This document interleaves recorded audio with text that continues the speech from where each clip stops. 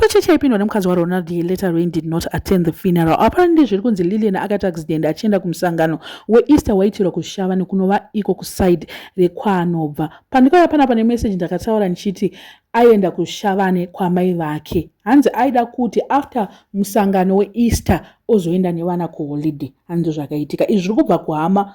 Hama ndo iri kutaura izvozvo kuti ndo zvakaitika, kuti church haina kana kuda kutombosumudza musoro kana kuita sei, but munhu akafa achienda kuEaster camp. So accident hanzi vakatoinzwa and they continued nemusangano wavo, vakarambidza vanhu kuendako, zvikatonzi hapana ari kuenda, tiri pamusangano. Pane vatoti izvezvi havachada kuenda kuchurch because of that incident and how the bishop handled the whole situation. Hanzi vanhu vakashamisika kuti ko vanhu vari kurambidzirei kuenda kurufu, cause vakatonzwa the very same day raita accident, musi weThursday wavo, kuti pane vaita accident vachiuya kumusangano.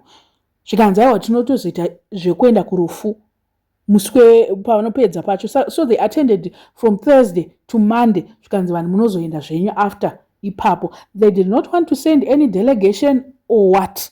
Kurufu kuri kutonzwa kune 6 mabhazi anga aripo parufu from different churches, but ivo kana kumbosenda kana 1 bus paburial kana zvishavane nechivi handiti side 1 ikokoko, but hapana kana akatombotora aiti ngatidai so Sunday nhasi sezvo musangano wakupera toenda zvedu kuburial. Aiwa hanzi hapana akatombodaro.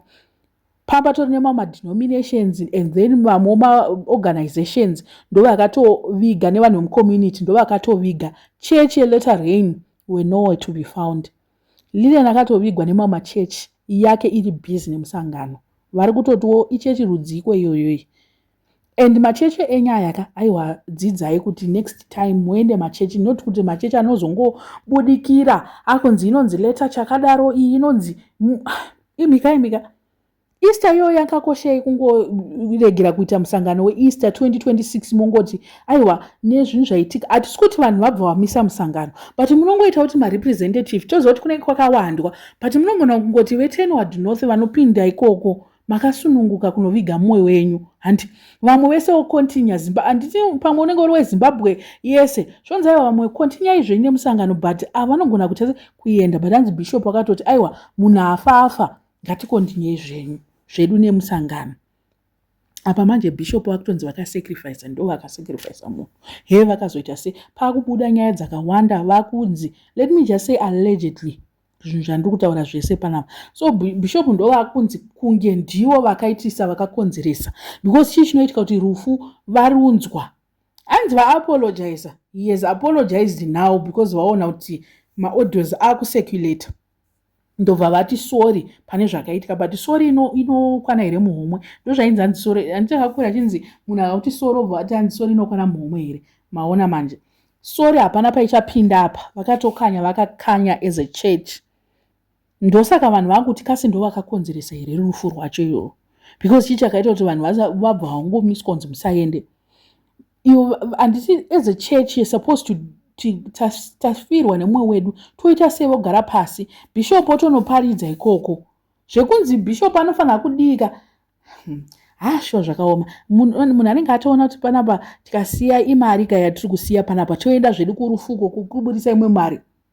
I wonder how they continued with the camp. Vainamata kuti chipa camp pacho ipapo. Inde vanenge vachinatsoona kuti panapa pafa munhu apapa tinogona kutobuda isusu mari, saka tikakontinya kuno kutori nani because kuno kuchabuditswawo nevanhu mari.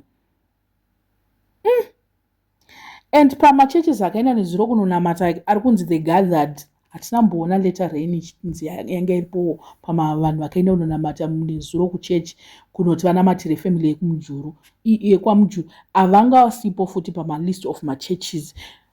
Ndinogara ndichitaura kuti matraditional churches mukada kuzvitarisa ka matraditional churches, even iwewo ukafirwa nemubereki wako asingatoende kuchechi, vanotouya kuchema iwewo kuti mwana wacho tinopinda naye saka ngatiendei. But apa nabishop akatotadza kutonochema because of musangano.